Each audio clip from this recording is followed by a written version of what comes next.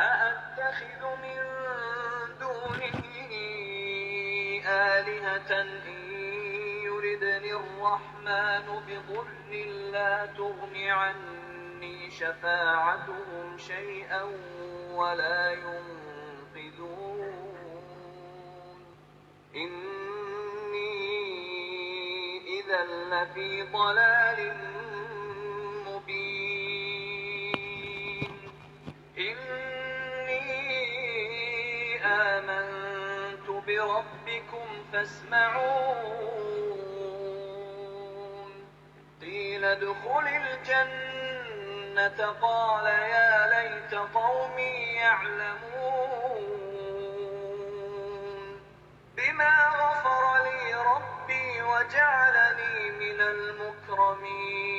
المكرمين وما أنزلنا على قومه من بعده من جند من السماء وما كنا منزلين إن كانت إلا صيحة واحدة فإذا هم خامدون يا حسرة على العباد ما يأتيهم من رسول إلا كانوا به يستهزئون ألم يروا كم أهلكنا قبلهم من القرون أنهم إليهم لا يرجعون وإن كل لما testing suara. لدينا Clear tak suara Ustaz? Suara Ana clear tak? وآية لهم الأرض الميتة Minta siapa-siapa وأخرجنا komen. منها حبا Jelas tak suara? فمنه يأكلون وجعلنا فيها جنات من نخيل وأعناب وفجرنا فيها من العيون Alhamdulillah jelas. ليأكلوا من ثمره وما عملته أيديهم أفلا يشكرون سبحان الذي خلق Jadi kita tunggu الأزواج كلها من sahabat-sahabat kita lah yang nak masuk seminar kita ni, tunggu dulu. أنفسهم ومما لا يعلمون وآية لهم الليل نسلخ منه النهار فإذا هم مظلمون والشمس تجري لمستقر لها ذلك تقدير العزيز العليم والقمر قدرناه منازل حتى عاد كالعرجون القديم لا الشمس ينبغي لها أن تدرك القمر ولا الليل سابق النهار وكل في فلك يسبحون وآية لهم أنا حملنا ذريتهم في الفلك المشحون وخلقنا لهم من مثله ما يركبون وإن نشأ نغرقهم فلا صريخ لهم Jadi sahabat-sahabat sedang ikuti live seminar pengenalan asas daurah ataupun pengenalan asas usul fiqh ni, boleh share ataupun ajak sahabat-sahabat lain untuk masuk dalam live kita pagi ni.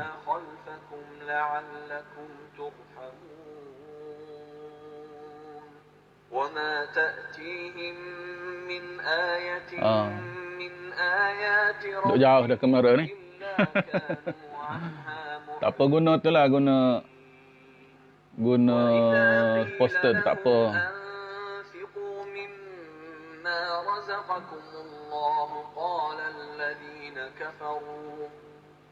الذين كفروا للذين آمنوا أنطعم من لو يشاء الله أطعمه إن أنتم إلا في ضلال مبين ويقولون متى هذا الوعد إن كنتم صادقين ما ينظرون إلا صيحة واحدة تأخذهم وهم يخصمون فلا يستطيعون توصية ولا إلى وعليكم السلام Ustaz Fadlan. ونفخ في الصور فإذا هم من الأجداث إلى ربهم ينسلون.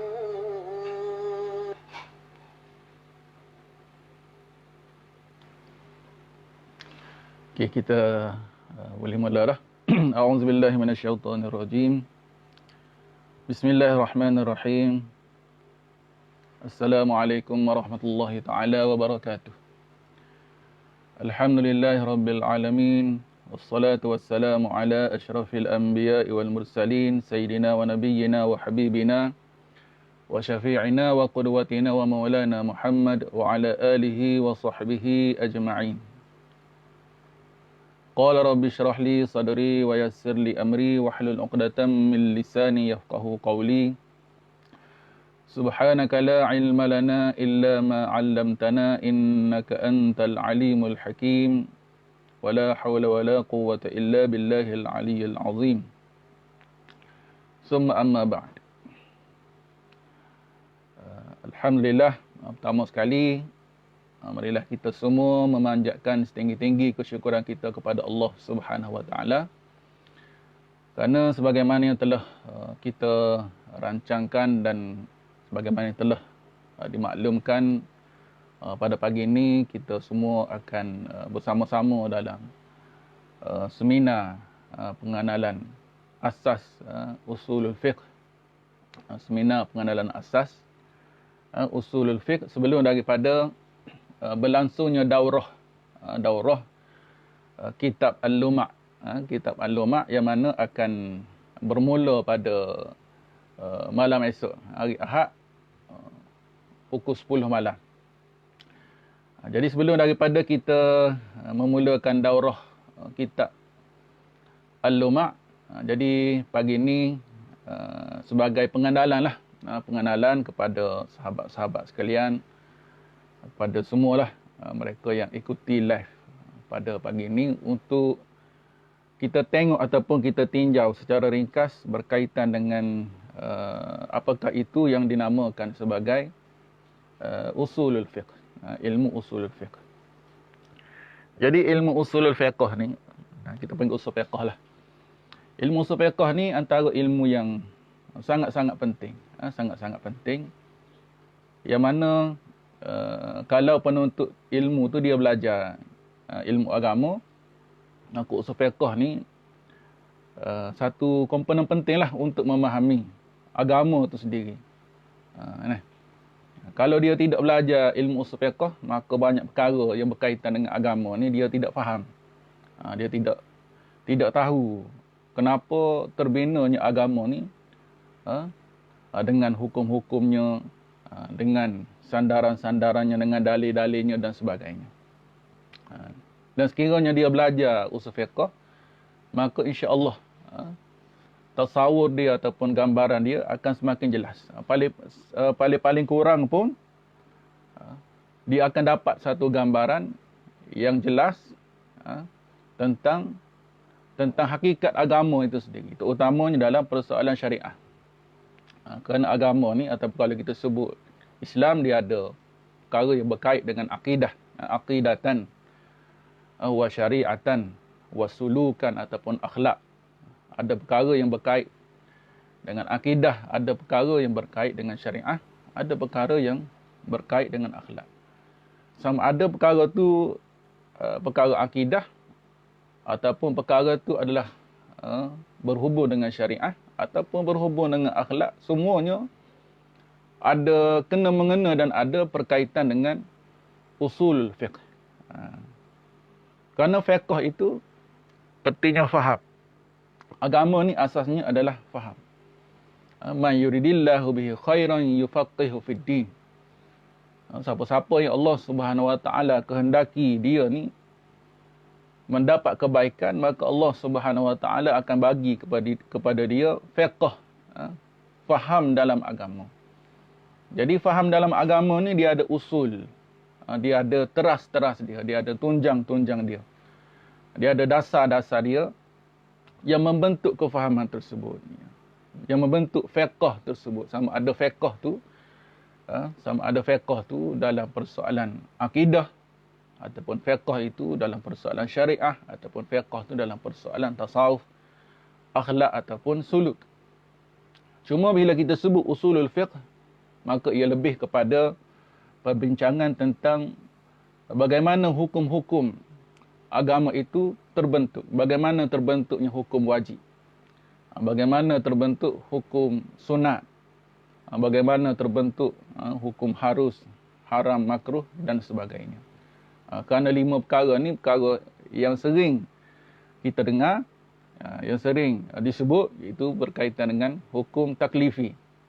Hukum wajib, hukum sunat, hukum harus, haram, makruh dan lain-lain lah.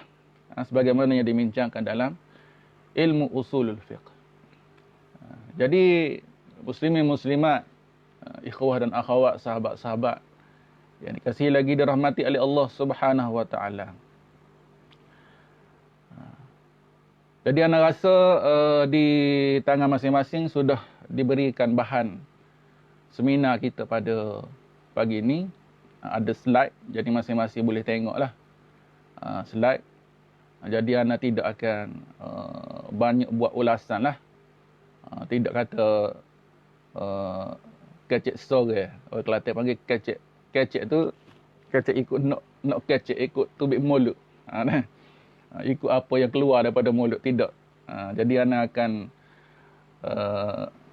menghuraikan berkaitan dengan asal usul fiqh ni berdasarkan slide. Berdasarkan slide yang telah diberikan ataupun yang telah di forward pada masing-masing. Baik. Cuma slide yang ana kongsikan ni adalah satu slide yang ditulis oleh Dr. Khalid Abdul Alim Mutawalli. Diambil daripada web dia. Dr. Khalid Abdul Alim Mutawalli. Jadi slide ni dia buat berdasarkan kitab Matan Al-Waraqat. Berdasarkan kitab Matan Al-Waraqat karangan Imam Al-Juwaini. Cuma Dr. Khalid Abdul Alim ni, dia ni orang Saudi. Orang Saudi, pensyarah di Saudi kalau tidak silap ana lah. Dan kalau sebut Saudi ni kita faham belaka lah. Maklum Saudi ni. Jadi ada perkara-perkara tambahan-tambahan daripada dia tu yang lain sikit. Ikut aliran dia lah. Jadi ustaz tak perlu sebut panjang lah benda tu. Baik. Jadi sebelum daripada kita teruskan seminar kita ni ataupun pembincangan secara lebih dalam berkaitan dengan usul fiqh ni, kita tengok dulu berkaitan dengan nama usul fiqh ni. Nama usul fiqh.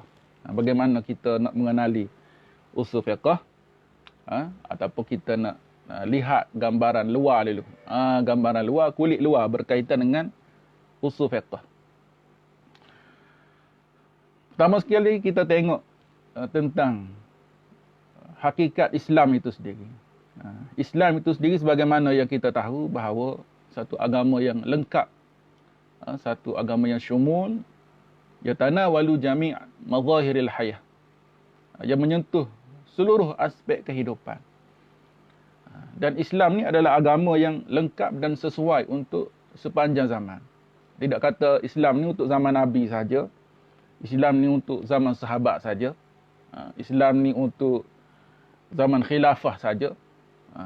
Ataupun zaman sekarang saja. Tidak. Selagi mana adanya manusia di atas muka bumi Allah Subhanahu Wa Taala, maka selama itulah Islam itu adalah tetap relevan dan sesuai. Sehinggalah hari kiamat.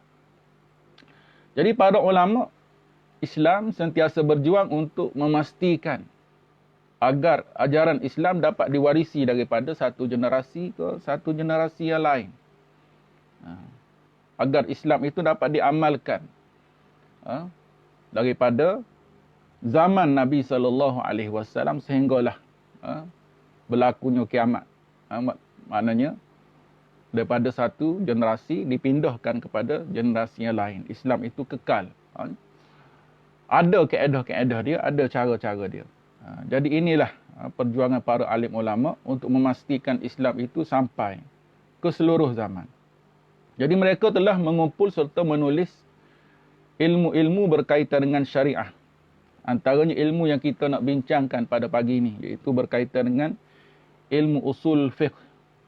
Di mana ilmu usul fiqh ini akan menjadi panduan kepada para ulama di dalam berijtihad, khususnya dan di dalam fatwa yang dikeluarkan oleh para mufti.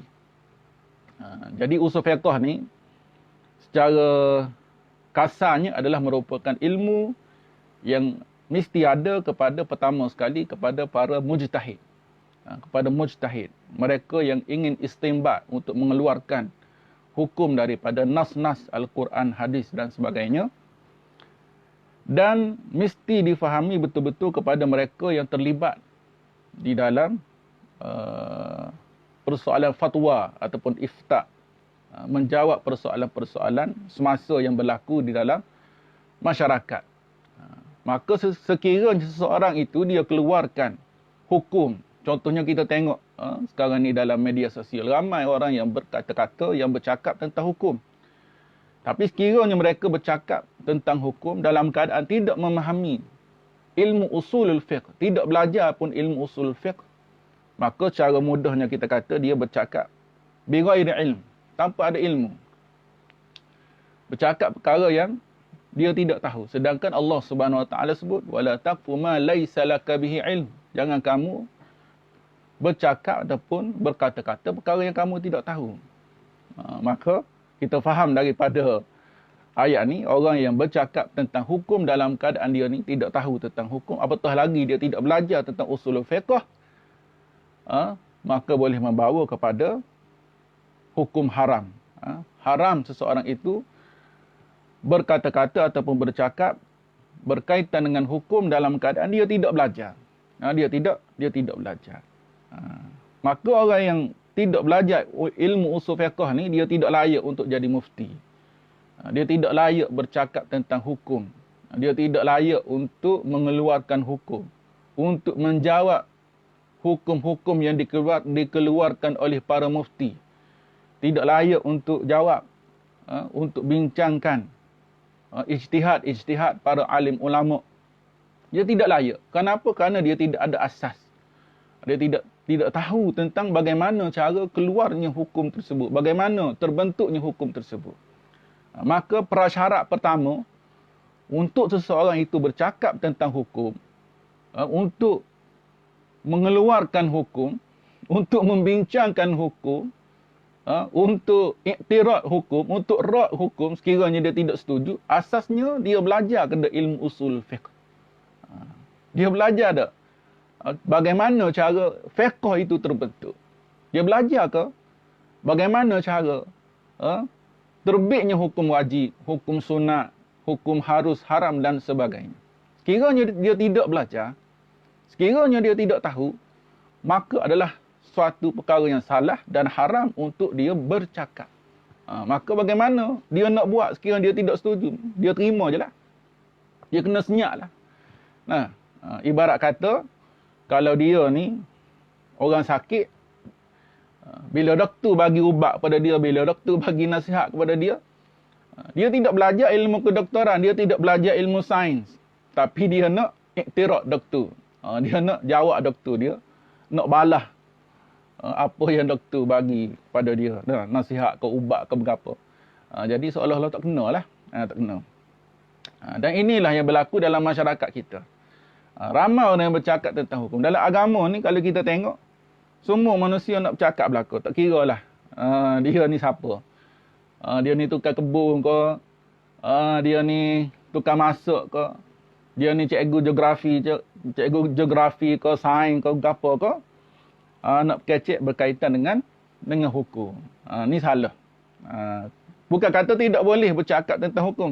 Tapi dia kena belajar. Dia kena tahu asas-asas bagaimana hukum-hukum dalam agama tu terbentuk. Bila mana sekarang ni mufti sebut tentang hukum vaksin, tentang hukum penjarakan saf, tentang hukum tutup masjid. Sekarang ni kita tengok mufti-mufti kita dia telah keluarkan hukum. Dan hukum ni dia bukan keluar ikut suka. Hukum ni bukan kata keluar tengok ayat Quran 2-3 ayat, tengok hadis 2-3 hadis. Maka selesai boleh keluar hukum. Kena tutup masjid. Vaksin wajib. Contohnya sekarang kalau kita nak aplikasi masalah ni dalam suasana semasa lah. Tidak begitu kerana bila nak keluarkan hukum ni dia perlu melalui proses yang dipanggil sebagai usulul fiqh. Bagaimana nak keluarkan hukum fiqh tersebut dan apakah dasar-dasar dan usul-usul yang telah diambil, kaedah-kaedah yang telah digunakan untuk menyampaikan hukum tersebut kepada masyarakat.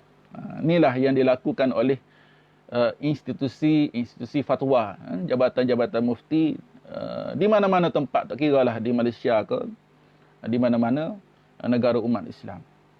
Baik, pertama sekali kita tengok sejarah perkembangan ilmu usulul fiqh.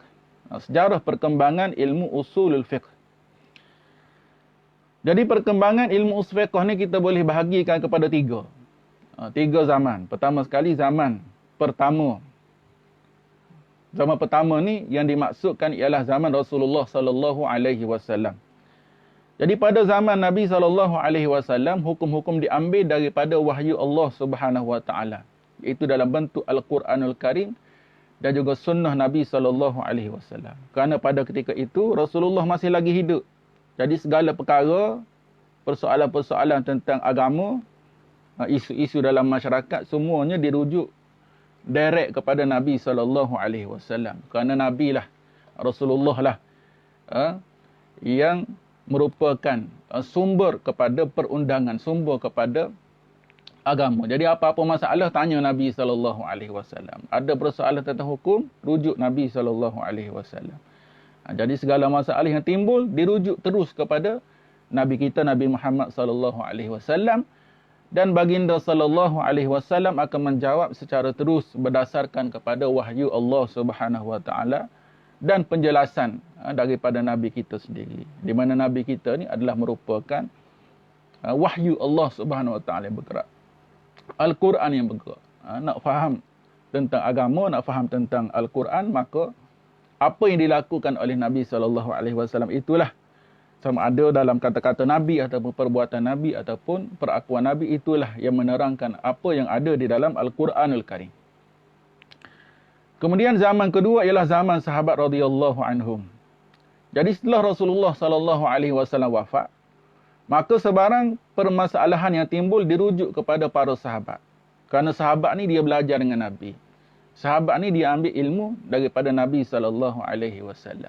Dan Nabi sendiri pun memperakui sahabat-sahabat baginda ni adalah merupakan tempat rujuk dalam persoalan agama. Marji' di dalam persoalan agama. Ashabi kan nujum bi ayyihi muqtadaitum ihtadaitum. Dalam satu hadis disebut ashabi kan nujum. Sahabat-sahabat aku itu adalah seperti bintang-bintang. Bi ayyihi muqtadaitum ihtadaitum. Dengan mana-mana sahabat aku yang kamu ikut, kamu turut, maka kamu akan mendapat hidayah daripada Allah Subhanahu wa taala. Ini antara hadis yang menerangkan kepada kita tentang kedudukan para sahabat di dalam persoalan persoalan hukum. Jadi sahabat-sahabat Nabi SAW, tapi bukan semua sahabat Nabi yang terlibat dalam persoalan fatwa dan persoalan ijtihad, melainkan beberapa orang sahabat, ada di kalangan sahabat Nabi yang banyak berfatwa, ada di kalangan sahabat Nabi yang pertengahan, yang mutawassit di dalam persoalan fatwa, dan ada sahabat-sahabat Nabi yang fatwa yang keluar daripada mereka tidaklah banyak.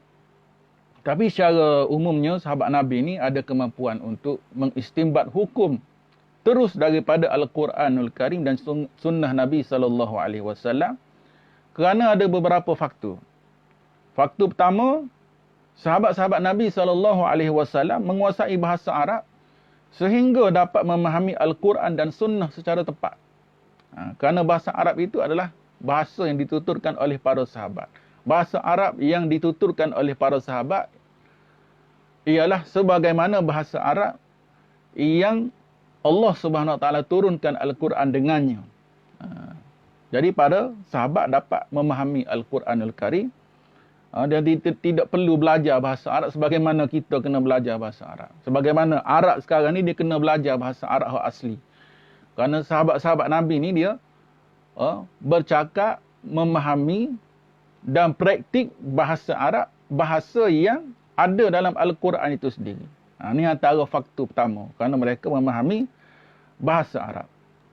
Yang keduanya, mereka mengetahui tentang sebab-sebab nuzul Al-Quran, sebab-sebab turunnya Al-Quranul Karim, dan sebab-sebab wurudnya, asbabul wurudul hadis, sebab datangnya hadis. Kenapa Nabi SAW sebut hadis sekian-sekian. Jadi sahabat yang berfatwa tu dia tahu kenapa Nabi sebut, kenapa asbabun nuzul, sebab-sebab turunnya ayat. Kerana asbabun nuzul dan asbab wurudul hadis antara faktor-faktor yang mempengaruhi bagaimana cara untuk memahami nas-nas daripada Al-Quran dan juga sunnah-sunnah Nabi SAW. Kerana mereka mu'ayasyah, mereka hidup dalam suasana penurunan wahyu. Mereka hidup dalam suasana Nabi masih lagi ada, dan mereka hidup dalam suasana Al-Quran sedang turun. Antaranya ialah Sayyiduna Ibnu Abbas radhiyallahu anhuma. Ibnu Abbas radhiyallahu anhu, di mana Ibnu Abbas ni dikatakan bahawa tidak ada satu pun ayat daripada Al-Quranul Karim melainkan Ibnu Abbas sendiri tahu apa sebab turunnya ayat tersebut. Ini Ibnu Abbas, mutarjimul Quran, seorang yang diberi ilmu Al-Quran oleh Allah Subhanahu Wa Taala. Dan sahabat-sahabat Nabi juga merupakan perawi hadis. Mereka lah yang meriwayatkan hadis. Mereka lah yang menyampaikan hadis daripada Nabi SAW. Jadi sahabat Nabi ini tidak perlu lagi, tidak berhajat kepada ilmu mustalah hadis. Kerana ilmu mustalah hadis itu ada pada diri dia. Ilmu mustalah hadis, ilmu hadis tentang hadis-hadis Nabi SAW itu, kalau kita sekarang ni kita panggil sebagai ulumul hadis, yang kita pelajari tentang ilmu hadis sahih, daif dan sebagainya. Ilmu itu ada di dalam dada-dada para sahabat Nabi SAW. Jadi oleh kerana mereka sendiri yang mendengar hadis tersebut daripada Nabi SAW, jadi mereka tidak perlu lagi menentukan tentang darjat kesahihan sebuah hadis, sama ada hadis ni boleh diterima ataupun tidak. Kerana mereka tahu tentang hadis, mereka faham tentang Al-Quran, mereka tahu tentang asbabun nuzul. Jadi berdasarkan kepada faktor-faktor ni, menyebabkan para sahabat Nabi SAW memiliki kepakaran yang cukup untuk mengistimbatkan hukum. Dan mereka menetapkan sesuatu hukum dengan merujuk Al-Quran dan Sunnah secara direct. Maknanya tidak perlu kepada wasitah, tidak perlu kepada perantaraan untuk memahami. Tidak perlu kepada orang lain, maknanya tidak perlu bertaklid kepada orang lain. Tapi bukan semua sahabat Nabi SAW yang mampu buat ataupun yang mampu untuk berijtihad direct daripada nas. Ada sekumpulan sahabat-sahabat Nabi, antaranya khalifah yang 4. Mereka itu adalah di kalangan para mujtahidin, di kalangan para sahabat. Dan ada sahabat-sahabat Nabi yang bertaklid antara satu sama lain. Sayyidina Umar bertaklid kepada Sayyidina Ali. Sayyidina Abu Bakar bertaklid kepada Sayyidina Uthman. Dan sahabat-sahabat yang tidak sempat bersama-sama dengan Nabi SAW dalam tempoh yang lama, mereka ini bertaklid kepada sahabat-sahabat yang besar. Jadi sahabat-sahabat yang tidak mampu untuk berijtihad, mereka ini bertaklid. Jadi taklid ini sudah wujud sejak daripada zaman sahabat Nabi SAW. Pada zaman ketika mana Nabi SAW masih hidup, persoalan taklid tidak wujudlah. Kerana apa-apa persoalan terus ditanya kepada Nabi SAW. Jadi bila mana Rasulullah wafat, jadi sahabat-sahabat yang mampu berijtihad inilah yang menjadi sumber kepada hukum kepada umat Islam pada zaman tersebut. Dan sekiranya tidak terdapat sebarang nas yang menentukan hukum, maka para sahabat terus berijtihad dengan menggunakan kaedah qiyas. Dan kaedah qiyas ini adalah satu kaedah yang diperakui oleh Nabi SAW sendiri dalam hadis, di mana Nabi SAW ketika mana mengutuskan Muaz bin Jabal ke Yaman, Nabi SAW tanya, bagaimana cara untuk kamu mengajar manusia di tempat yang kamu akan sampai nanti. Lalu kata Sayyidina Muaz, aku akan tengok dalam Al-Quranul Karim. Kalau tak ada dalam Al-Quran, bagaimana cara pula? Kalau tak ada dalam Al-Quran, tengok kepada sunnah-sunnah Nabi SAW. Tengok kepada hadis-hadis Nabi SAW. Baik.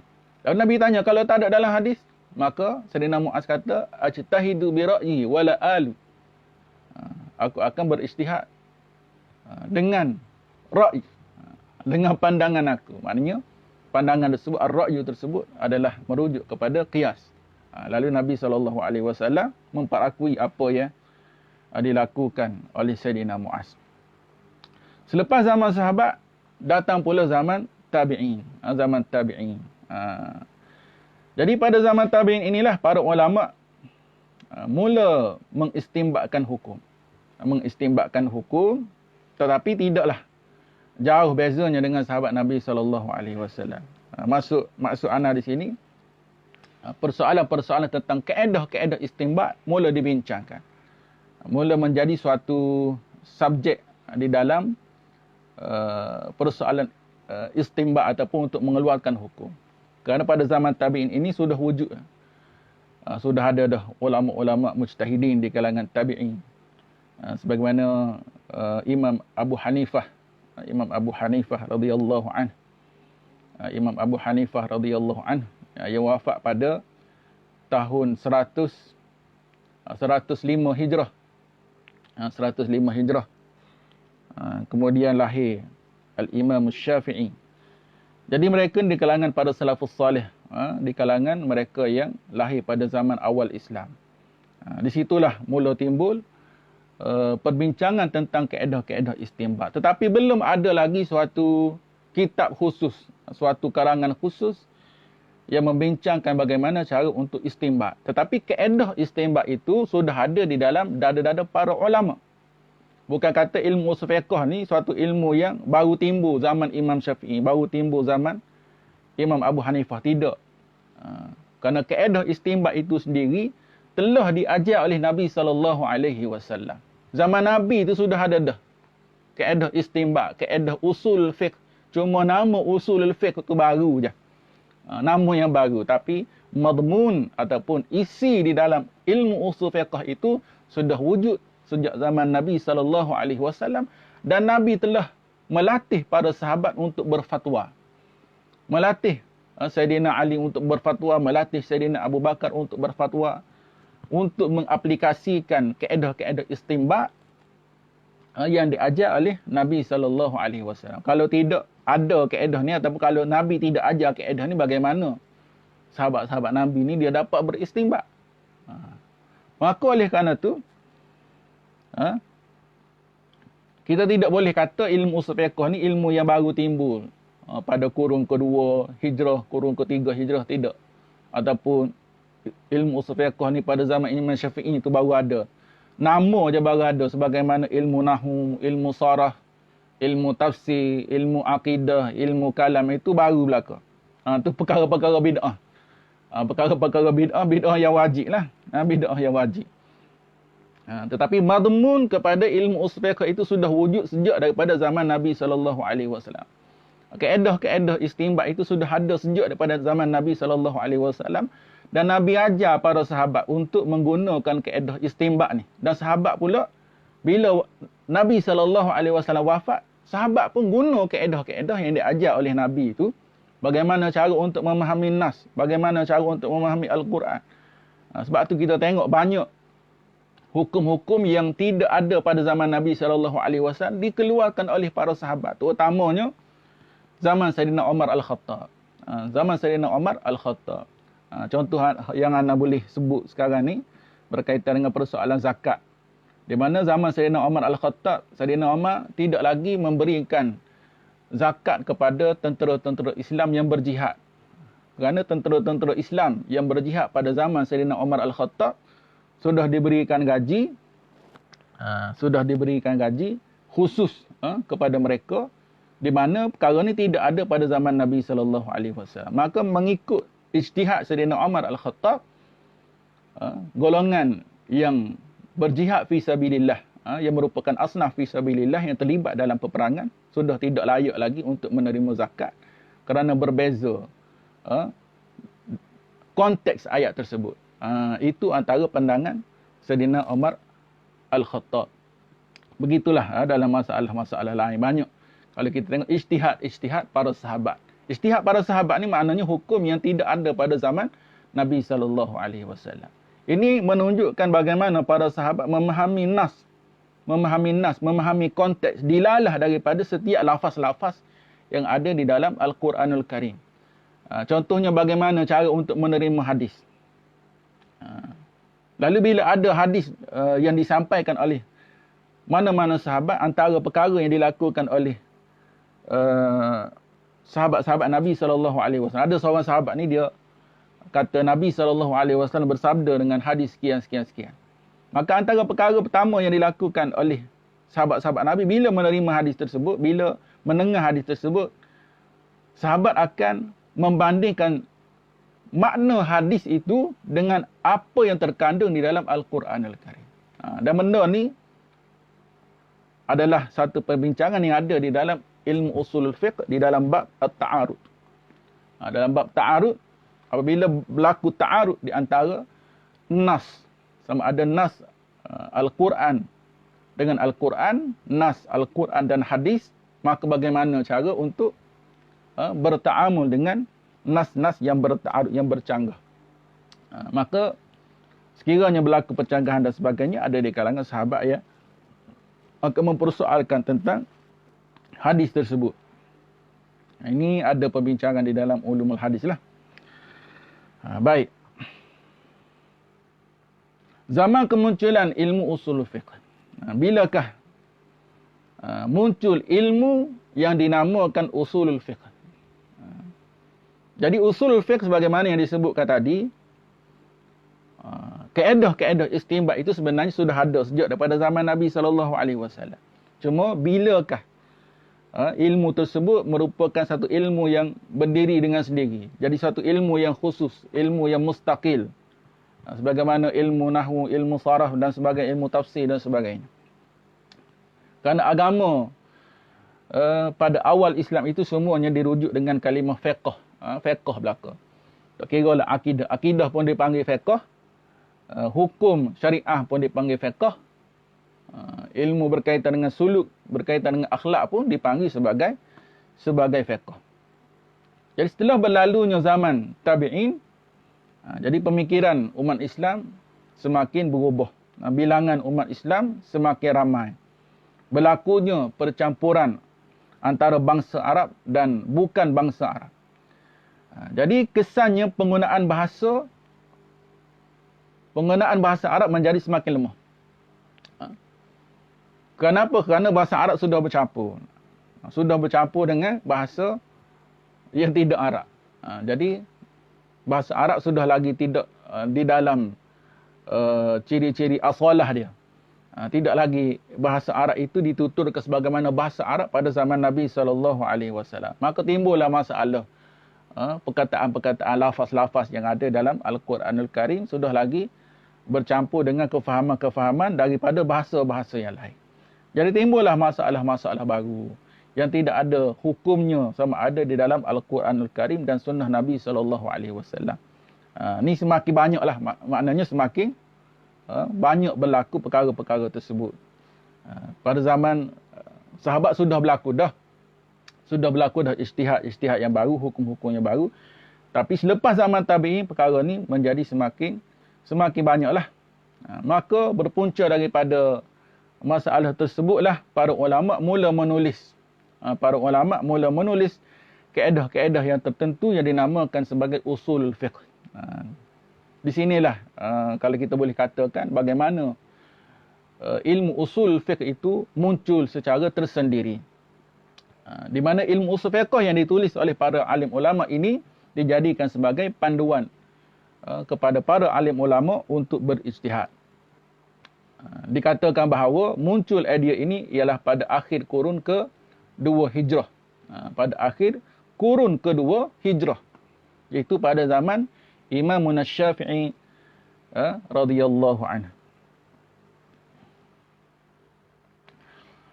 Jadi para ulama usul menyatakan bahawa orang yang pertama menyusun ilmu usul fiqh. Orang yang pertama menyusun, membukukan, menulis ilmu usul fiqh dalam bentuk susunan yang tertentu, dalam bentuk bab-bab yang tertentu adalah Imam Syafi'i radhiyallahu anhu. Sebagaimana yang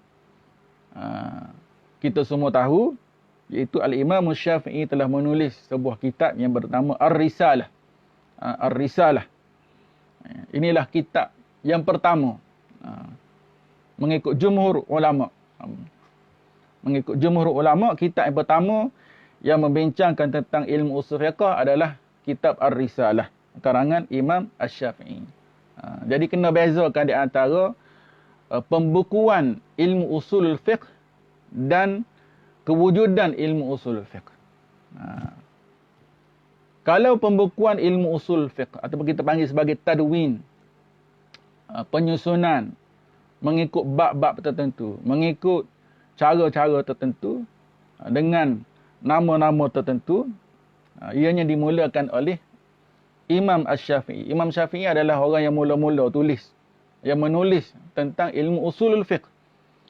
Adapun keberadaan ilmu usulul fiqh itu sebagaimana yang telah disebut sebelum daripada ni, ianya sudah ada sejak daripada zaman Nabi SAW. Kerana usul fiqh itu adalah merupakan alat untuk ijtihad. Alat untuk ijtihad. Bahkan ijtihad itu pun sudah berlaku pada zaman Nabi SAW. Ijtihad yang dilakukan oleh para sahabat sudah ada sejak daripada zaman Nabi SAW. Bahkan para ulama menyebut Nabi SAW sendiri pun berijtihad. Adakah di sana ada ijtihad Nabi SAW? Iaitu hukum yang difahami oleh Nabi SAW daripada nas Al-Quranul Karim, daripada wahyu Allah Subhanahu Wa Taala. Maknanya hukum tu bukan sesuatu yang direct yang Allah Taala turunkan kepada Nabi kita, tetapi ianya adalah merupakan suatu kefahaman Nabi SAW mengikut kaedah-kaedah istinbat yang dikeluarkan oleh Nabi.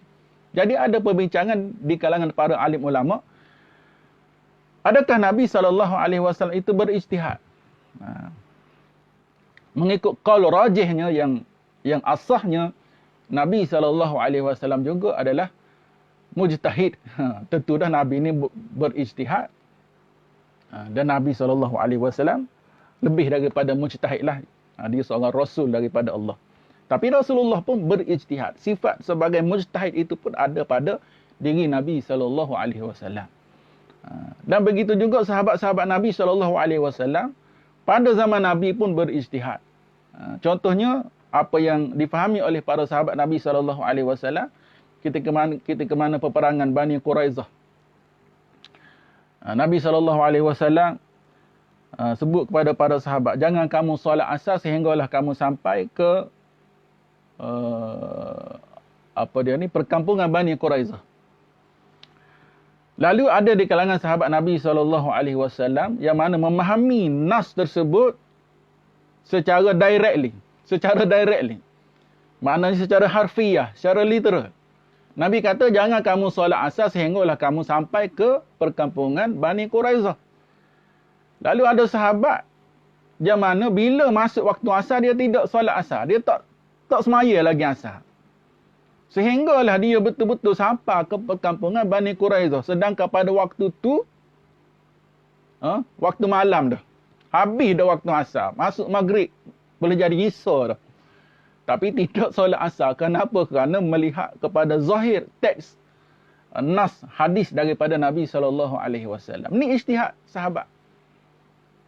Dan ada sahabat yang mana dia memahami hadis tersebut bahawa Nabi bukanlah memaksudkan bahawa tidak boleh solat asar walaupun waktu asar sudah masuk, melainkan bila sampai ke perkampungan Bani Quraizah, sahabat-sahabat tidak faham, tidak memahami hadis tersebut secara zahir, tapi memahami hadis tersebut dengan maksud bahawa Rasulullah perintahkan supaya bersegera pergi ke perkampungan Bani Quraizah, sekadar yang mampulah, tetapi bila masuk waktu asar, maka mesti solat asar. Nampak tak? Dari dua-dua ni dilakukan oleh para sahabat. Ada sahabat yang memahami secara mafhum hadis. Ada sahabat yang mengambil mantuk hadis secara direct, secara harfiah, secara literal. Jadi dua-dua ni sampai kepada Nabi SAW. Diceritakan perbuatan ni kepada Nabi SAW. Lalu Nabi SAW memperakui kedua-dua ijtihad sahabat-sahabat baginda. Jadi apa yang ana nak sebut ialah ijtihad itu sudah ada pada zaman Nabi. Bukan kata ijtihad ni ada pada zaman Imam Asy-Syafi'i, ada pada zaman Imam Abu Hanifah, Imam Malik bin Anas dan sebagainya. Ataupun benda ni baru timbul. Tidak. Ijtihad ni ada sejak daripada zaman Nabi. Maknanya bila ijtihad tu ada, usul fiqh itu sudah terbentuk sebenarnya. Usul fiqh itu sudah terbentuk bila mana turunnya wahyu pertama daripada Allah Subhanahu Wa Taala itu, Iqra bismi rabbikal ladzi khalaq. Cuma Imam Syafi'i ini dia menulis bagaimana kaedah-kaedah untuk istinbat, bagaimana kaedah-kaedah yang digunakan oleh para sahabat, oleh para ulama-ulama mujtahidin sebelum daripada beliau, dan apa yang beliau sendiri fahami daripada nas, kaedah yang mesti wujud, mesti dipegang oleh mereka yang ingin berijtihad, mereka yang ingin mengeluarkan hukum daripada nas. Baik. Jadi penyusun ilmu usul fiqh yang pertama sekali mengikut jumhur ulama adalah Al-Imam Asy-Syafi'i. Tetapi pandangan ini ada juga perbahasan dia. Di kalangan ulama-ulama mazhab Hanafi mengatakan bukan Imam Asy-Syafi'i yang menulis ilmu usul fiqh. Yang pertama sekali menulis ilmu usul fiqh, bukan. Dia kata ada ulama di kalangan dia. Di kalangan Syiah pula kata ada Imam Muhammad bin Al-Baqir. Dia kata dialah yang menulis ilmu usul fiqh. Tetapi persoalannya kitab tersebut tidak ada. Tidak wujud. Berbanding dengan kitab Ar-Risalah karangan Imam Asy-Syafi'i, kitab tersebut ada. Di rumah Hana pun ada kitab Ar-Risalah. Kitab tersebut dipelajari, diajarkan oleh Al-Imam Asy-Syafi'i dan ada sanadnya. Sanad yang bersambung kepada Al-Imam Asy-Syafi'i. Jadi kitab tersebut wujud, tulisan tersebut wujud, kaedah-kaedah istinbat tersebut wujud.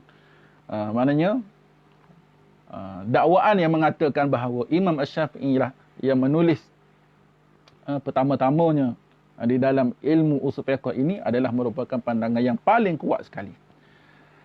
Baik, apakah kepentingan kita mempelajari ilmu usulul fiqh? Di antara kepentingan mempelajari ilmu usul fiqh ialah pertama sekali, kita dapat mengetahui hukum-hukum syarak dan beramal dengan penuh yakin. Bagi seorang muqallid lah. Bagi seorang muqallid, bagi seorang yang tidak sampai kepada darajat ijtihad, bukan kata dia tidak perlu belajar ilmu usul fiqh. Usul fiqh ini sebenarnya ilmu yang wajib ada pada seorang mujtahid. Antara syarat-syarat menjadi seorang mujtahid, mesti memahami ilmu usul fiqh. Mesti faham, tahu dan mahir. Kaedah-kaedah tersebut sudah sebati dengan darah daging dia. Seolah nafas dia, seolah degupan jantung dia, seolah aliran darah dia, seolah urat nadi dia. Ni ilmu usul fiqh jika dinisbahkan sebagai jika dinisbahkan kepada mujtahid. Adapun kita ni seorang muqallid, kita belajar ilmu usul fiqh, maka kita akan dapat memahami hukum-hukum syarak secara lebih dalam. Dan kita tahu dari mana datangnya dalil setiap hukum-hukum yang kita amalkan. Contohnya kita mazhab Syafi'i. Di Malaysia ni mazhab Syafi'i. Kita belajar mazhab Syafi'i dan hukum dalam mazhab Syafi'i. Jadi setiap hukum tu dia ada dalil dia. Tak ada hukum yang tidak ada dalil. Bila kita kata hukumnya wajib, apa dalil dia? Hukum sunat, apa dalil dia? Hukum harus, haram, halal, sah, batal, mesti ada dalil. Tidak ada hukum tidak ada dalil. Jadi bagaimana hukum tersebut keluar daripada dalil? Jadi orang yang belajar ilmu usul fiqh dia tahu. Dia tahu bahawa hukum ni ambil daripada dalil ni mengikut kaedah sekian. Sama ada dalilnya Al-Quran, sama ada dalilnya hadis, sama ada dalilnya ijma', sama ada dalilnya qiyas, sama ada dalilnya istishab, istihsan, qaulus sahabah dan sebagainya. Dan bagaimana cara untuk keluar tu? Cara untuk keluar bukan semata-mata dalil, dan bagaimana cara ulama keluarkan hukum tersebut. Sama ada melalui mantuknya, sama ada melalui mafhumnya, sama ada melalui qiyas, dan qiyas tersebut mengikut kaedah-kaedah yang sudah termaktub di dalam ilmu usul fiqh, kaedah yang diperakui oleh ulama-ulama usul ataupun secara ijma' dan sebagainya. Maka orang yang belajar dia tahu. Bila dia tahu, bila dia berpegang dengan sesuatu hukum, maka dia berpegang dengan yakin. Dia yakin apa yang dia pegang kerana ada dalilnya, ada tempat sandarannya, dan ada kaedah yang ulama mujtahid keluarkan hukum tersebut daripada dalil-dalilnya. Maka bila dia beramal dengan sesuatu hukum, dia pegang sesuatu hukum, dia pegang dengan penuh yakin. Dan dapat mengetahui cara ulama istinbat hukum. Ini antara perkara yang seronok, perkara yang kita berasa sukalah bila kita belajar ilmu usul fiqh ni. Bila kita baca sesuatu hukum, kita dapat tahu daripada mana dalil, daripada kaedah mana yang ulama guna untuk istinbat hukum tersebut. Dan kita dapat mengetahui punca khilaf. Punca khilaf di kalangan para alim ulama, khilaf di kalangan para sahabat, khilaf di kalangan para tabi'in, khilaf di kalangan para imam-imam besar, khilaf di antara Imam Malik, Imam Syafi'i, Imam Abu Hanifah, Imam Ahmad bin Hanbal. Walaupun masing-masing adalah merupakan hubungan guru dan murid antara satu sama lain, tapi masih lagi ada khilaf. Dan orang yang belajar ilmu usul fiqh ni, mereka bersifat toleransi dalam persoalan khilaf. Kerana mereka tahu setiap ulama mujtahid itu ada kaedah istinbat, ada kaedah pendalilan, ada kaedah untuk mengeluarkan hukum, dan kaedah tersebut tidak salah. Cuma ada ulama yang berpegang dengan kaedah ni. Imam Syafi'i dia ada kaedah dia. Imam Abu Hanifah dia ada kaedah dia. Dan semua kaedah-kaedah tersebut adalah kaedah yang boleh digunakan untuk mengeluarkan hukum ataupun untuk mengistinbatkan hukum daripada dalil. Jadi kita tidak boleh menyalahkan.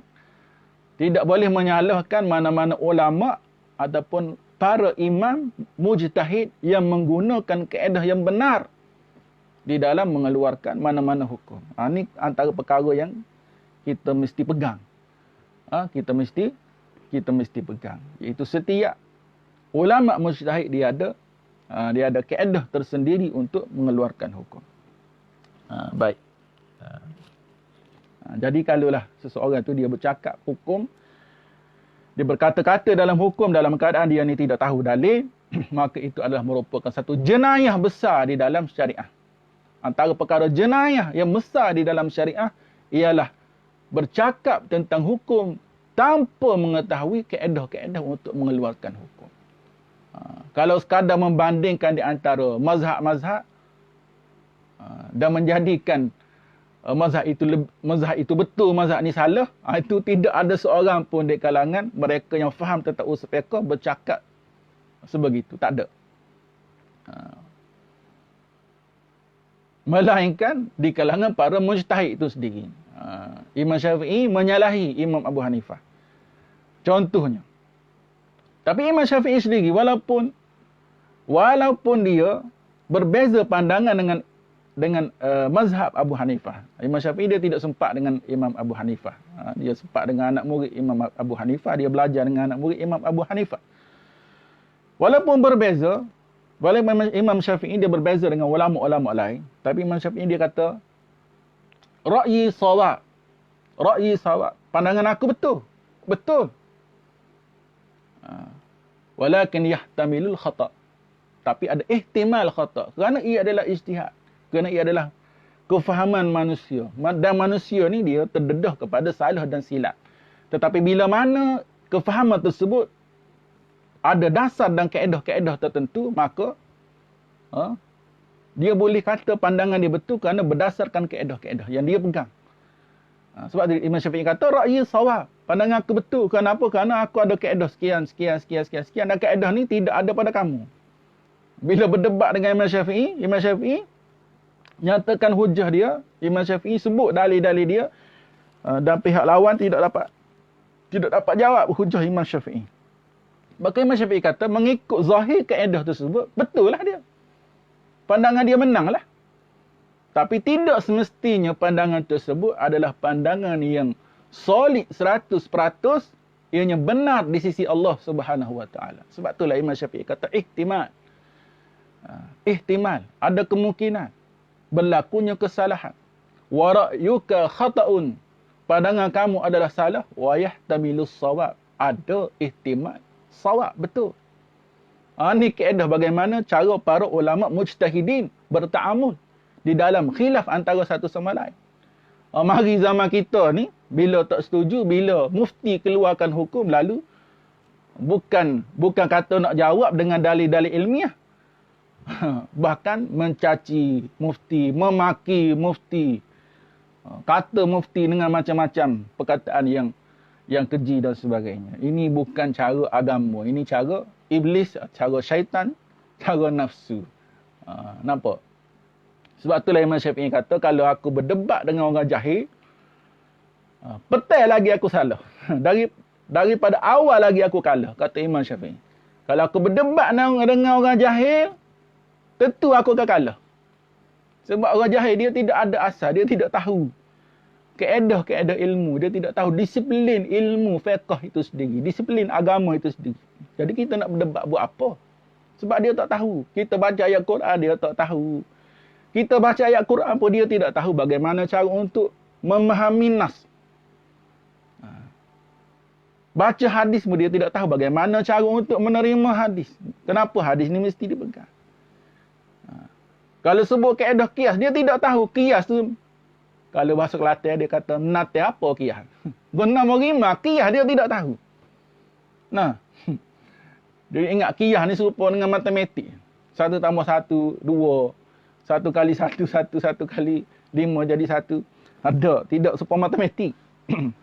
Qiyas dia ada kaedah dia. Dan ulama khilaf dalam setiap dalil-dalil itu dia ada kaedah-kaedah yang tertentu, dan di kalangan ulama pun tidak sepakat di dalam kaedah-kaedah usul. Baik.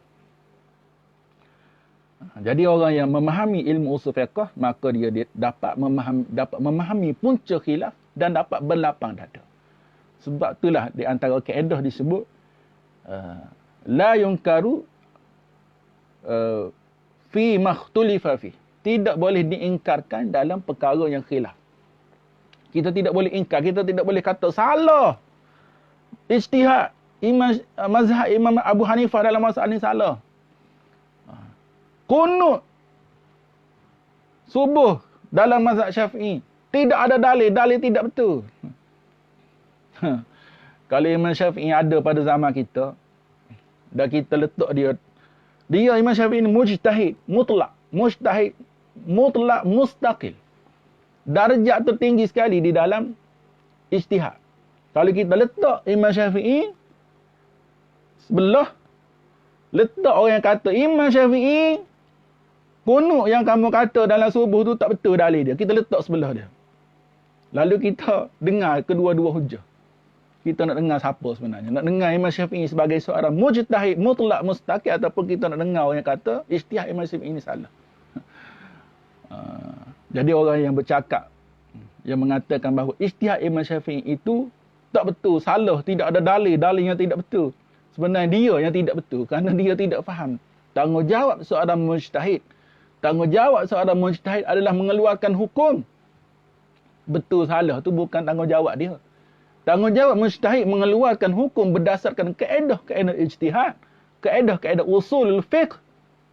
Bukan tanggungjawab mujtahid untuk menepati hukum yang dikehendaki oleh Allah Subhanahu wa taala.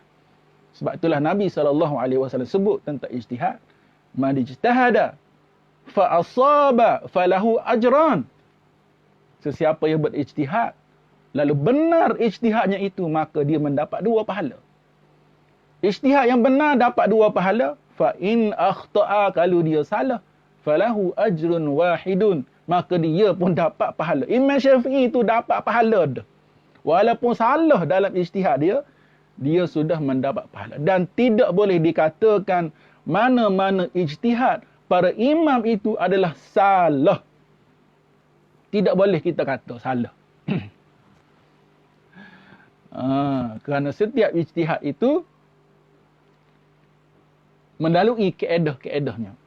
Dan bila melalui kaedah, maka pada zahirnya setiap ijtihad itu adalah benar. Cuma ada ijtihad yang benar, ada ijtihad yang lebih benar. Kerana Nabi SAW pun memperakui ijtihad para sahabat yang berlainan di dalam memahami nas. Ada sahabat yang sembahyang asar, bila sampai di perkampungan Bani Quraizah, walaupun pada waktu tu waktu malam dah. Dan ada sahabat yang belum lagi sampai di perkampungan Bani Quraizah, mereka telah pun solat asar. Dan pada zahirnya, dia telah menyalahi nas Nabi. Dan sahabat yang solat asar pada waktu malam tu pun sebenarnya telah menyalahi zahir nas Al-Quranul Karim. Tapi Nabi kata dua-dua tu betul. Jadi tak ada ijtihad yang salah. Salah nisbah kepada kita.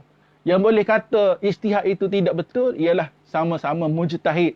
Tak ada masalah. Sama-sama mujtahid. Kerana setiap mujtahid itu dia ada kaedah dia. Ada kaedah dia. Tak apalah. Kerana sama-sama level. Sama-sama setara. Adapun kita di kalangan para muqallid yang tidak sampai kepada darjat ijtihad, maka kita tidak boleh kata mazhab Hanafi salah, mazhab Syafi'i salah, mazhab Malik salah, mazhab Abu Hanifah salah, mazhab Imam At-Tabari salah, mazhab Ibn Hazmin salah. Tak boleh. Kerana tiap-tiap ijtihad itu nisbah kepada kita seorang muqallid adalah benar. Nisbah kepada kita seorang muqallid, ijtihad mereka adalah benar. Baik. Kemudian kita tengok kepada cara penulisan ilmu usul fiqh. Para ulama dia membahagikan penulisan ilmu usul fiqh ni kepada tiga bahagian ataupun 3 tariq, 3 jalan. Tariqah yang pertama dipanggil sebagai tariqah al-mutakallimin. Dan dipanggil juga sebagai tariq Imam Asy-Syafi'i. Tariqah Imam Asy-Syafi'i. Ini bukan tariqah tasawuf. Ini tariqah usulul fiqh. Tariqah usul fiqh. Tariqah pertama dalam usul fiqh dipanggil tariqah al-mutakallimin. Dipanggil juga sebagai tariqah Syafi'iyah. Jadi antara ciri-ciri asasnya dalam tariqah Syafi'iyah ini, mereka tidak memasukkan masalah-masalah fiqh dalam penulisan mereka. Mereka hanya membincangkan tentang persoalan dalil-dalil untuk mengeluarkan hukum sahaja secara khusus. Mereka hanya membincangkan dalil. Daripada dalil itulah akan keluarnya hukum. Kalau sebut persoalan hukum pun hanya sebagai jalan untuk tasawur. Untuk tasawur hukum yang keluar daripada dalil. Itu sahaja. Ini tariqah Asy-Syafi'iyah. Dan tariqah Asy-Syafi'iyah atau tariqah mutakallimin ini ada kitab-kitab dia. Kitab-kitab rujukan, kitab-kitab asas ataupun yang merupakan kitab usul, kitab muktamad. Yang mewakili tariqah al-mutakallimin. Yang pertama sekali itu kitab Al-Burhan karangan Al-Imamul Haramain Abdul Malik bin Abdullah Al-Juwaini, itu guru kepada Imam Al-Ghazali rahimahullah. Yang keduanya kitab Al-Mu'tamad. Al-Mu'tamad yang dikarang oleh seorang ulama Mu'tazilah yang bernama Abul Husain Muhammad bin Ali Al-Basri. Ini ulama Mu'tazilah. Dan ada satu lagi yang dikarang oleh ulama Mu'tazilah di dalam ilmu usul fiqh ini, iaitu kitab Al-Umad. Kitab Al-Umad. Seterusnya kitab Al-Mustasfa fi ilmi usul al-fiqh. Kitab Al-Mustasfa fi ilmi usul al-fiqh fi ilmi al-usul. Al-Mustasfa fi ilmi al-usul karangan Imam Al-Ghazali rahimahullah. Yang menariknya, Imam Al-Ghazali ini dia banyak kitab-kitab usulul fiqh.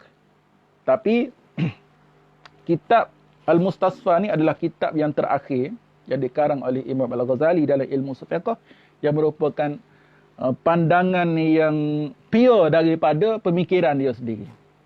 Ataupun merupakan pandangan akhir Imam Al-Ghazali di dalam usul fiqh. Sebab tu Imam Al-Ghazali ni adalah merupakan seorang mujaddid. Ciri-ciri mujaddid pada diri Imam Al-Ghazali ni cukup nyata dan cukup jelas. Dia ni seorang mujtahid, seorang yang mahir dalam ilmu usulul fiqh, seorang ahli sufi, seorang wali Allah Subhanahu wa taala. Dan dia ni terlibat dalam banyak jenis ilmu, dalam ilmu falsafah, dalam ilmu kalam, dalam ilmu fiqh. Masyhur dalam ilmu fiqh ni karangan Imam Al-Ghazali, Al-Basit, Al-Wasit, Al-Wajiz, Al-Khulasah, yang merupakan sumber kepada hukum-hukum dalam mazhab Asy-Syafi'i. Dan Imam Al-Ghazali ni diambil daripada guru dia. Iaitu Imam Al-Juwaini yang mengarang kitab Al-Burhan. Dan Imam Al-Juwaini ni dia ada kitab fiqh Nihayatul Matlaq. Ni Nihayatul Matlaq fi Dirayatil Mazhab. Ini karangan Imam Al-Juwaini. Baik. Kemudian kita Al-Mahsul karangan Imam Fakhruddin Ar-Razi. Kalau dalam ilmu usul fiqh, kalau kita baca kitab-kitab usul fiqh, sekiranya disebut qala al-imam, maka al-imam di situ adalah dimaksudkan adalah Imam Fakhruddin Ar-Razi. Imam Fakhruddin Ar-Razi yang sangat mahir dalam ilmu usul fiqh, yang bertaraf mujtahid dalam ilmu usul fiqh. Dia mujtahid dalam ilmu usul fiqh. Dia bukan mujtahid dalam syariah secara keseluruhan. Sebab dia pun adalah seorang ulama dalam mazhab Asy-Syafi'i. Dia tidak ada satu mazhab yang khusus. Dia ikut mazhab Asy-Syafi'i. Tetapi dia sangat-sangat alim dalam ilmu usul fiqh, sehingga karangan di Al-Mahsul itu adalah merupakan sumber utama di dalam penulisan ilmu usul fiqh. Daripada kitab Al-Mahsul ini keluar pula kitab-kitab yang lain. Bahkan di dalam tariqah mutakallimin ini disebut ada dua aliran yang utama. Itu aliran Imam Fakhruddin Ar-Razi dan satu lagi aliran Imam Saifuddin Al-Amidi. Karangan yang mana mengarang kitab Al-Ihkam fi Usulil Ahkam.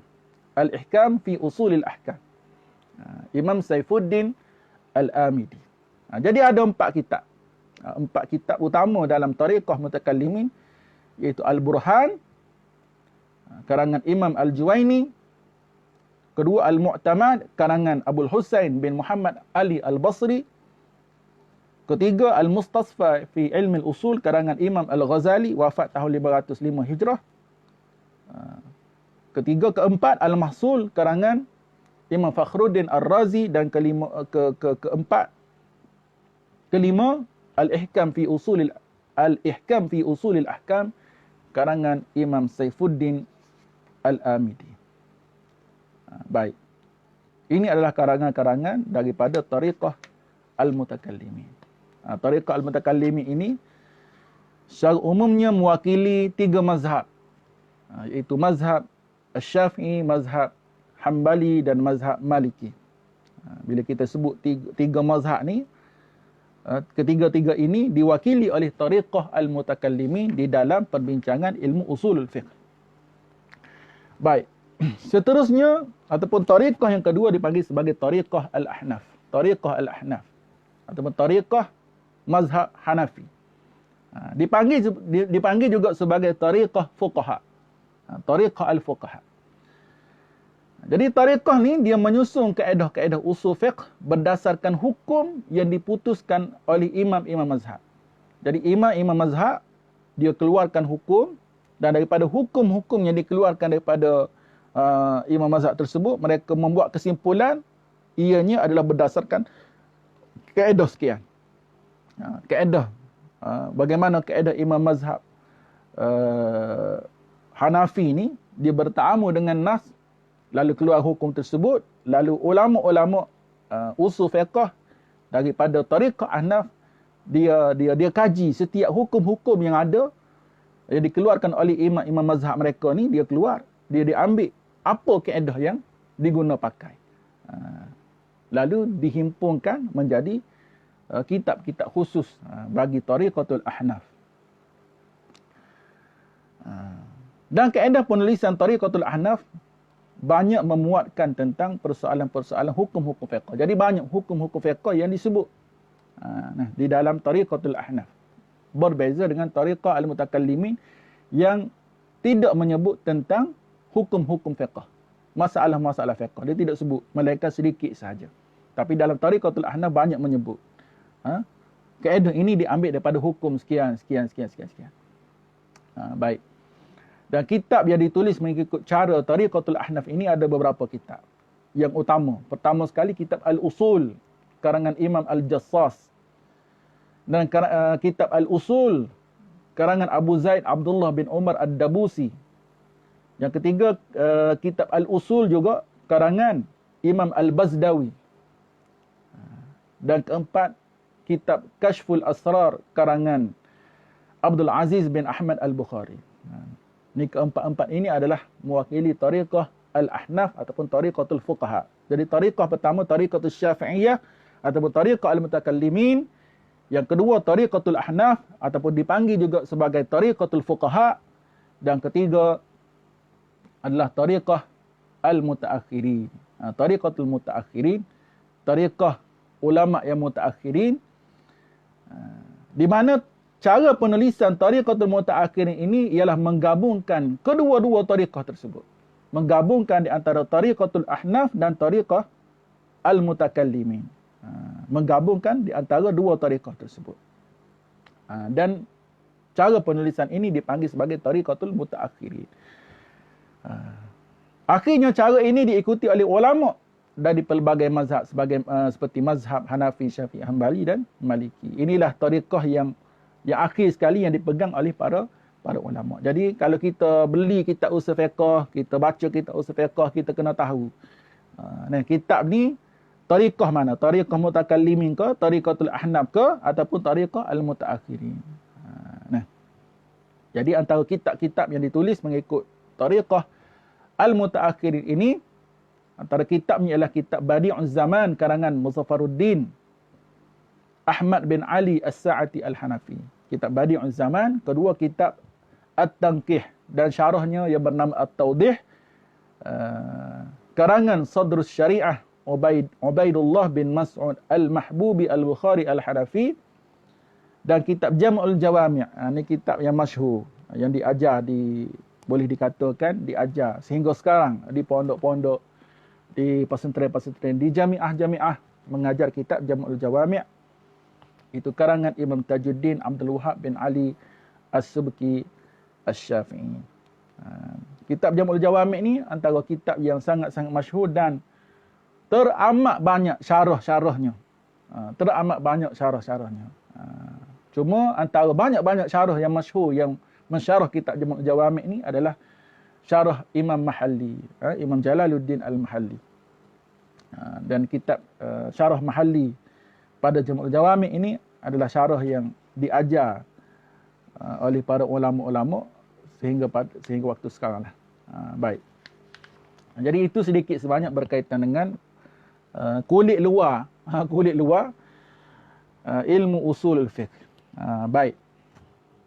Jadi kita tengok pula kulit dalam ilmu usul fiqh.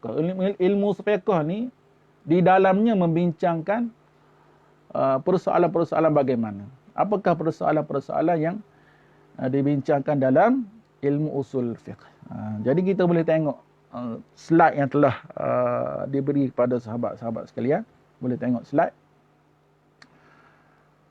Okey.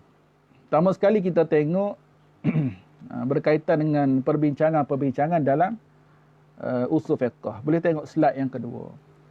Ni secara umum, bab-bab yang dibincangkan dalam ilmu usul fiqh. Pertama sekali bab aqsamul kalam. Perbincangan tentang kalam. Sebagaimana dalam ilmu nahwu jugalah. Sebagaimana dalam ilmu nahwu ada perbincangan tentang kalam. Kenapa? Kerana hukum tu diambil daripada kalam Allah dan kalam Rasul. Maka tidak dapat tidak mesti ada perbincangan tentang kalam. Pembahagian kalam, pembahagian lafaz-lafaz. Sebagaimana terdapat dalam ilmu lughah. Yang kedua, perbincangan berkaitan dengan al-amru wan nahyu, tentang perintah dan larangan syarak. Apakah itu perintah dan apakah itu larangan. Yang ketiga, al-am wal khas, lafaz am dan lafaz khas. Keempat, al-mujmal wal mubayyan, lafaz mujmal, lafaz mubayyan. Kelima, al-zahir wal muawwal, lafaz yang zahir dan lafaz muawwal.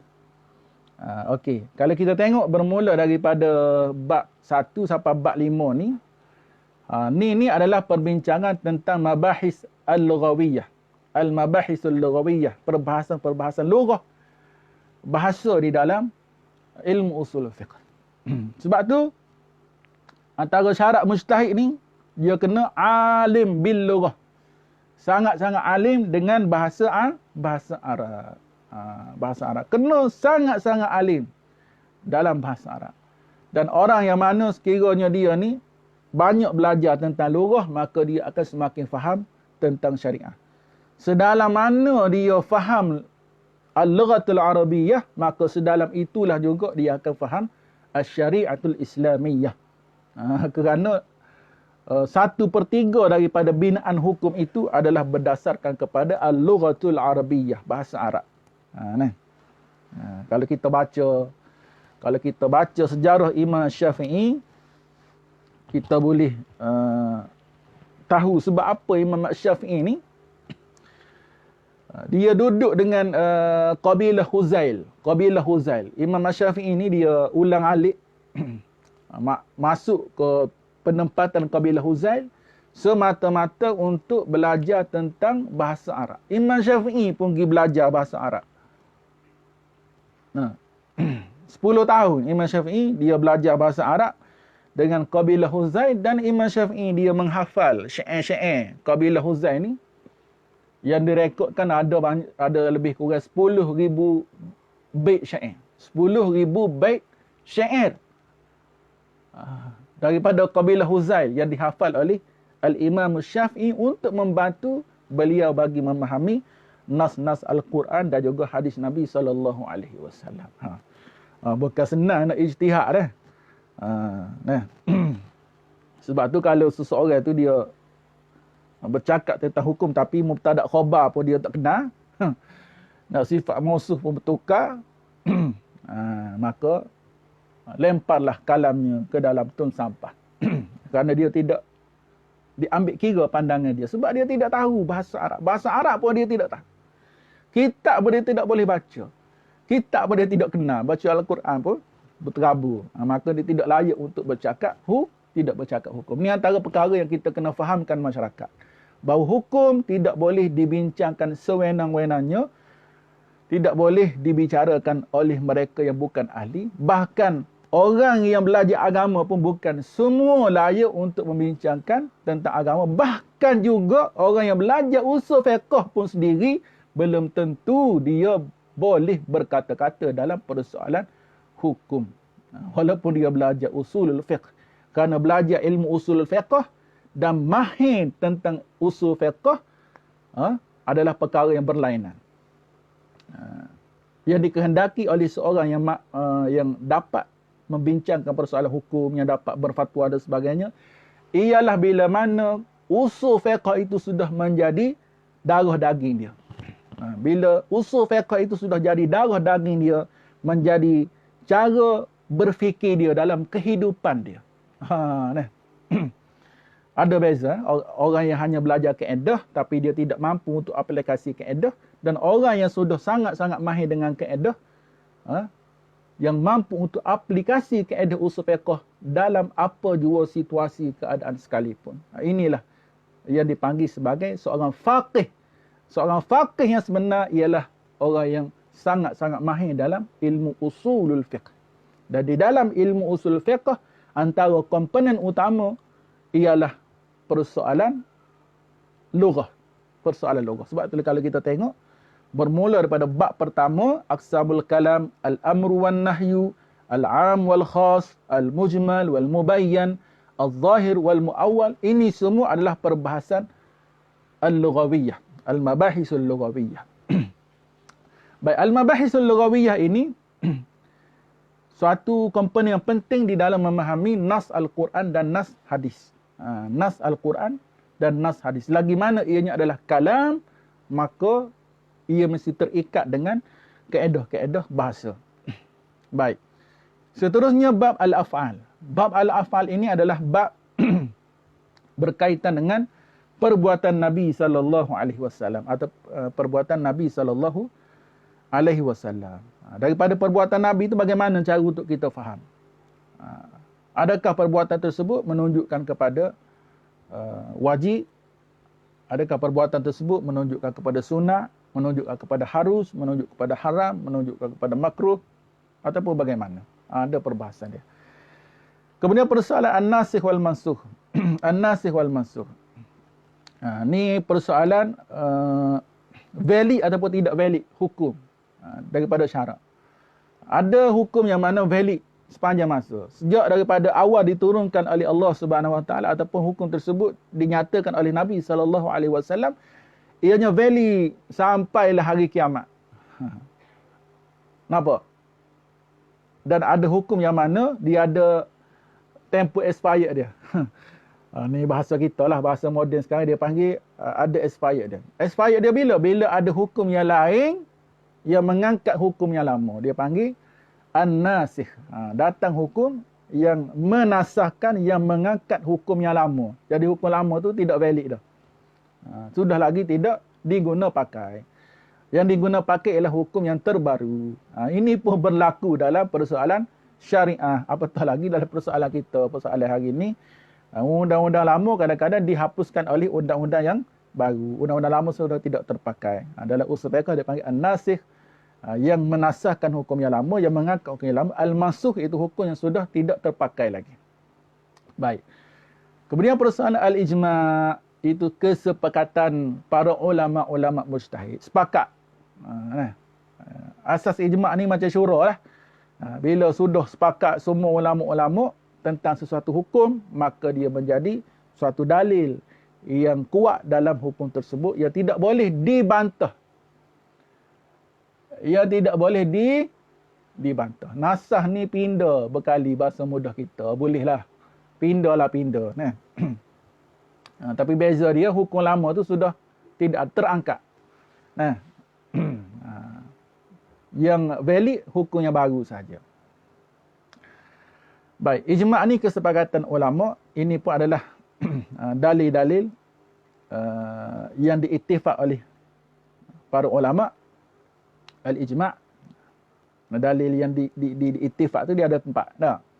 Al-kitab was sunnah al-ijma'. Al-kitab was sunnah dia terdedah kepada ni, perbahasan 1 hingga perbahasan 7. Nombor 1 sampai nombor 7 tu, itu perbahasan yang ada di dalam Al-Kitab was Sunnah. Baik. Seterusnya, ijma', itu dalil yang ketiga, ijma'. Al-akhbar ni pun masuk dalam As-Sunnah, dalam perbahasan As-Sunnah. Kemudian dalil keempat, al-qiyas, tentang qiyas. Jadi 4 dalil ni adalah dalil yang al-muttafaqu alaiha, yang diiktifak oleh semua ulama sejak daripada zaman Imam Abu Hanifah sampailah sekarang. Nah, qiyas. Baik. Ada juga ulama yang tidak pakai qiyas, ada. Itu mazhab Zahiri. Mazhab Zahiri dia tidak guna pakai qiyas. Jadi yang diiktifak 4 mazhab lah. Ada mazhab yang tidak guna qiyas. Mazhab Zahiri lah maksud anaknya. Kemudian perbahasan al-hazru wal ibahah. Al-hazru ni maknanya perbahasan tentang hukum larang, hukum haram. Wal ibahah perbahasan tentang hukum harus. Nah, perbahasan tentang hukum wajib, sunat duduk mana? Duduk dalam al-amru. Nah, wajib sunat, an-nahyu ni haram, makruh. Haram dan makruh. Jadi bab al-hazru wal ibahah ni sebenarnya masuk dalam bab sekiranya tidak ada sebarang nas yang menyatakan hukum, maka asalnya bagaimana kedudukan perkara tersebut, perbuatan tersebut. Nah, sekiranya tidak ada larangan, tidak ada suruhan, maka ada perbincangan ulama, asal kepada sesuatu itu adalah al-hazru. Asal dalam satu perkara itu adalah haram.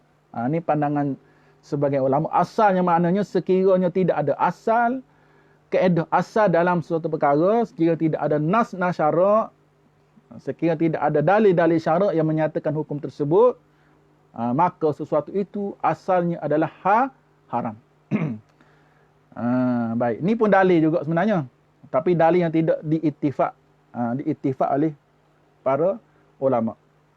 Nah, al-aslu fil al-asya' al-hazru aw at-tahrim wal ibahah, iaitu al-aslu fil asya' al-ibahah. Asal pada suatu perkara itu adalah harus. Ini khilaf antara ulama. Baik. Kemudian tajuk ke-12, tartibul adillah.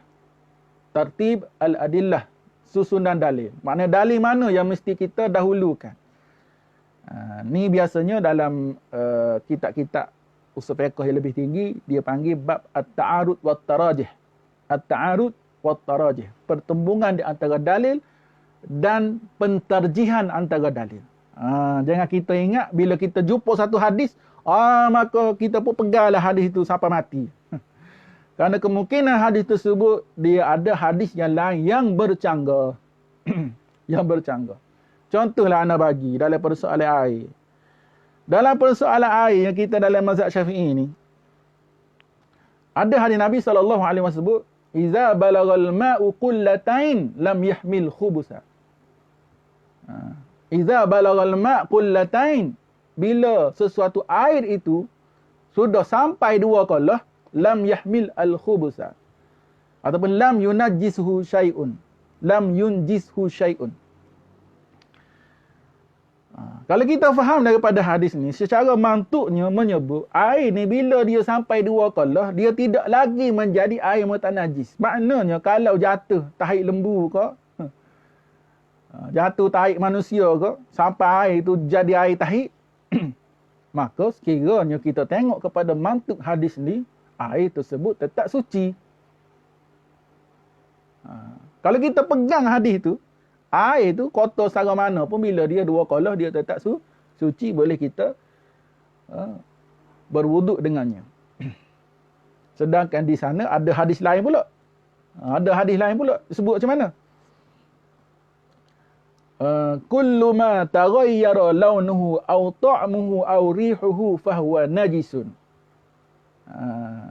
Kullu ma taghayyara launuhu wa ta'muhu wa rihuhu fahuwa najisun. Atau kama qala Rasulullah sallallahu alaihi wasallam.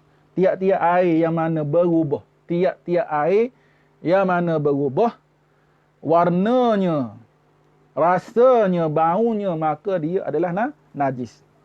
Tiap-tiap air, tak kira air tu dua kalah ke ataupun tidak dua kalah. Nampak tak? Jadi, apa yang berlaku sebenarnya? Yang berlaku adalah dua hadis tersebut adalah bercanggah antara satu sama lain. Hadis yang kata dua kalah tidak menanggung najis, bercanggah dengan kata air itu sekiranya berubah. Dia tak sebut dua kalah, tak kira berubah. Sedangkan tadi sebut dua kalah, ni tak sebut dua kalah.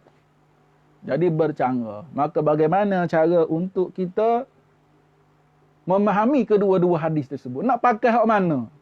Nak pakai hadis yang kata kalau air itu tak kira lah banyak mana sekalipun, kalau dah dia berubah, maka najislah dia. Ataupun nak pakai air kalau dia ni sudah dua kalah, maka dia tidak berubah selama-lamanya, sekalipun dia sudah jadi air tahid. Contohnya. Bagaimana cara untuk kita fahami hadis? Maka inilah sebab timbulnya perbincangan tentang at-ta'arud wa tarajih.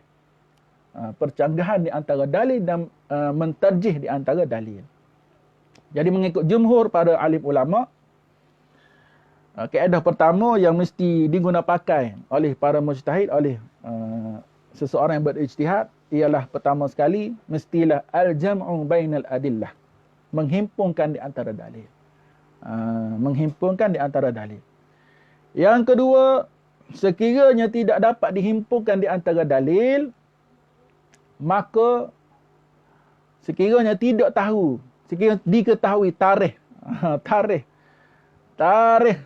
dalil tersebut zahir ataupun tarikh bila dalil tersebut nyata.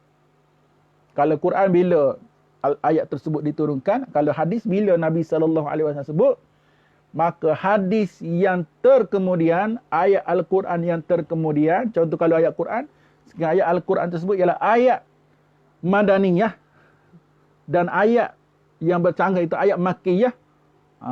Sekiranya tidak boleh dihimpunkan, maka mestilah digunakan kaedah nasakh, iaitu ayat yang terkemudian menasahkan ayat yang terdahulu.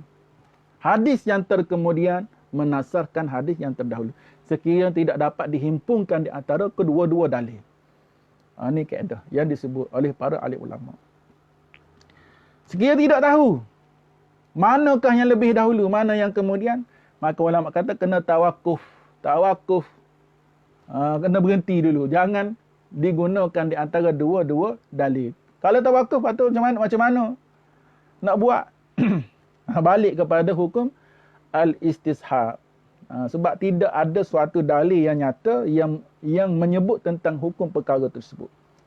Ni kaedah-kaedah. Anda sebut secara ringkas. Anda sendiri bukanlah kata sangat-sangat mahir dalam persoalan usul fiqh ni. Cuma kalau baca tu, insya-Allah boleh sampaikan maksud ataupun boleh menerangkan apa yang dinyatakan oleh para alim ulama.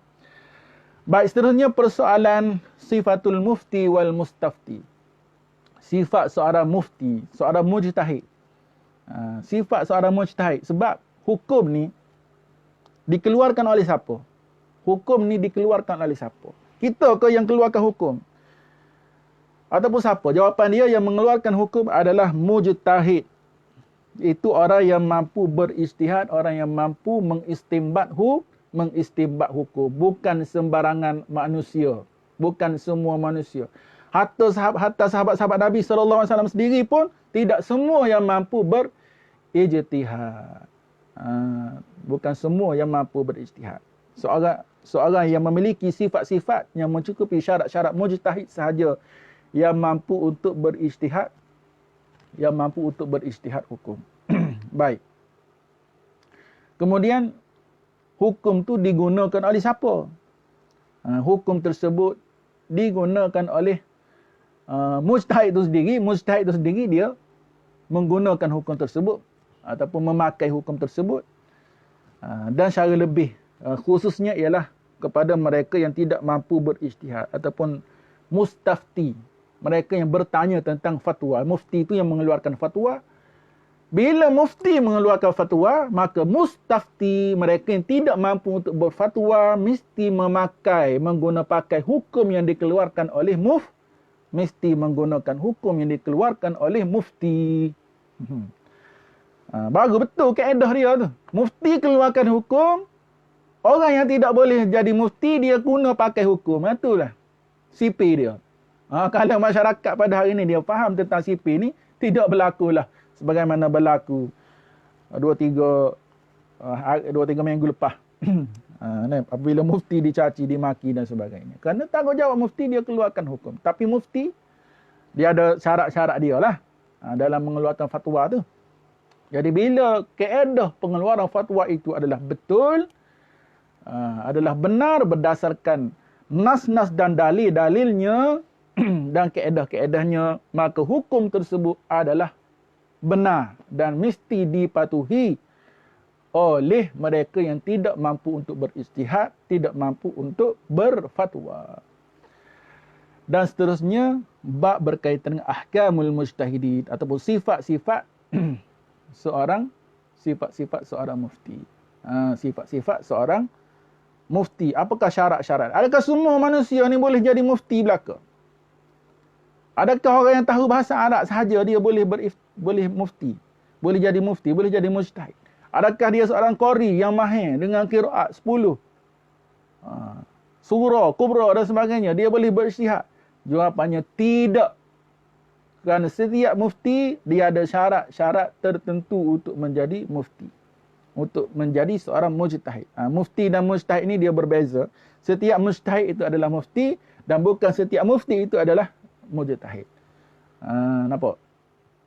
Bukan setiap faqih itu mujtahid, tapi setiap mujtahid itu adalah seorang yang faqih. Baik. Itulah beberapa bab asas ataupun beberapa bab umum berkaitan dengan ilmu usul fiqh yang mana kita akan bincangkan secara lebih dalam di dalam daurah kita yang akan bermula pada malam esok. Pukul 10 malam waktu Malaysia. Waktu lain boleh cek sendiri pukul berapa. Kalau yang berada di Amerika Syarikat, ikut waktu dia lah. Dan pada mereka yang tidak sempat untuk ikut daurah secara live, boleh tengok daurah selepas daripada live lah. Tengok rakaman. Dan apa yang anda harapkan berlakunya munaqasyah. Sekiranya ada persoalan-persoalan yang tidak dapat difahami, ibarat-ibarat kitab yang kita tidak jelas, ataupun sebarang perkara lah kalau nak tanya dalam persoalan usul fiqh ni, sila tanya. Sila nyatakan soalan tersebut. InsyaAllah kita akan sama-sama munaqasyah. Dan itulah antara kaedah terbaik untuk kita memahami sebarang jenis ilmu. Sebarang jenis ilmu ni dia akan jadi semakin kita faham, semakin kita mahir bila mana kita banyak berbincang dan muzakarah. Dan kepada mereka yang belum lagi daftar daurah, pendaftaran terbuka sepanjang bulan Jun. Bulan 6 kita buka pendaftaran, bila-bila masa boleh hubungi Ustaz Abdullah Hussein untuk mendaftar diri selaku peserta daurah kitab Al-Luma' karangan Imam Asy-Syirazi rahmatullah alaih. Tapi niat sebenar anaknya hari ni untuk bacalah sikit sebanyak slide ni, nampak gaya. Pukul 12.30 dah. Pukul 12.30 dah. Dan hari ni pun sekadar untuk pengenalan sahaja tentang ilmu usul fiqh.